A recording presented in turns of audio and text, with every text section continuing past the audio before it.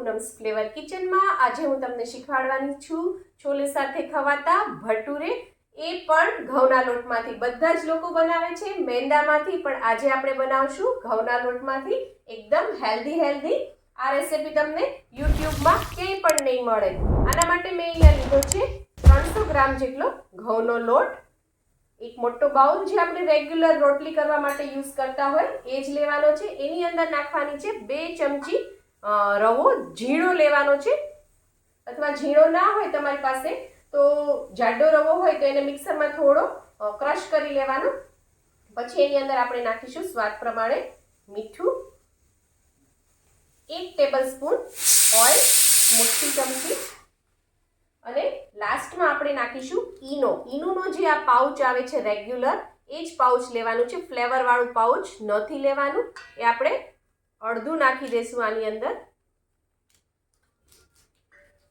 અને આ બધું આપણે મિક્સ કરી લેવાનું છે. અને મિક્સ કરી અને હુંફાળા ગરમ પાણીથી આનો આપણે લોટ બાંધવાનો છે. આપણે જે પૂરી કરીએ છીએ એવો આપણે આનો લોટ બાંધીશું. ના તો કઠણ, ના તો એકદમ ઢીલો. થોડું પાણી ઉમેરીને મેં સરસ લોટ અહીંયા બાંધી લીધો છે.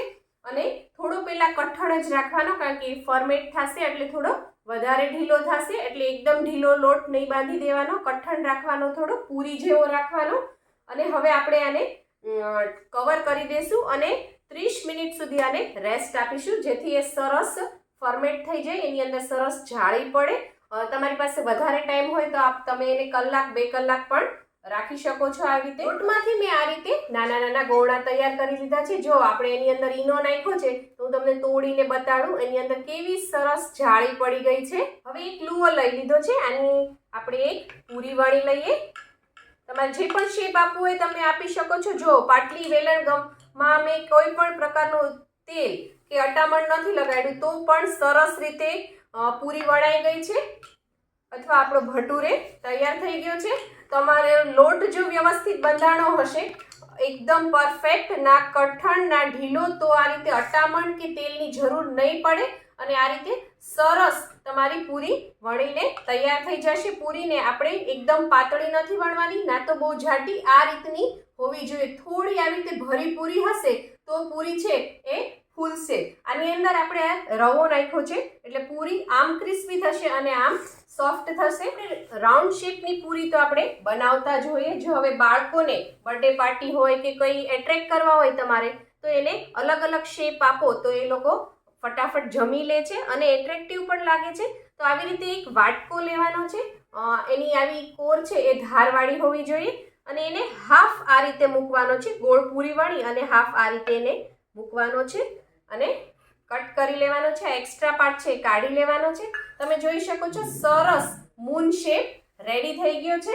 એ જ રીતે હવે હું એક બીજી પૂરી લઈશ, અને આવી રીતે આપણે કટલેસનું મોલ્ડ બધાના ઘરમાં હોય જ છે, એ મૂકી દેવાનું છે.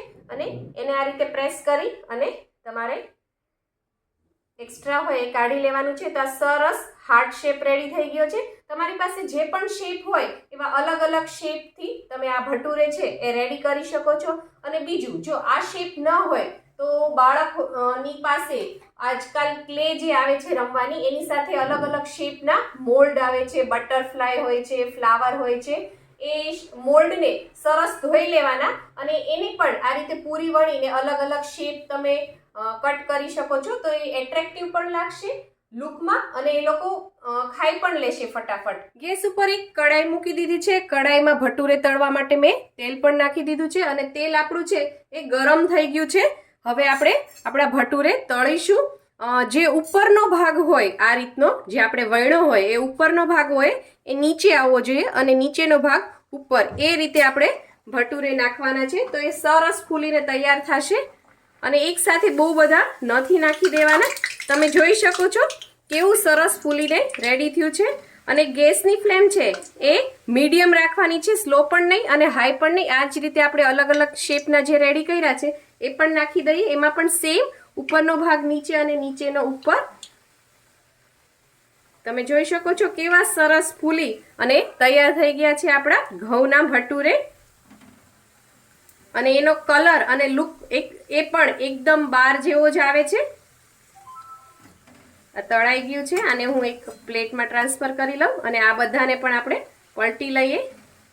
આ શેપ્સ પણ બધા સરસ તૈયાર થઈ ગયા છે. તમે જોઈ શકો છો આપણા ભટુરે કેટલા સરસ લાગે છે. આમાં બિલકુલ ઓઇલ નથી ભરાતું અને એકદમ પોચા પણ નથી પડી જતા. તમે જોઈ શકો છો કેટલા સરસ એનો લુક લાગે છે.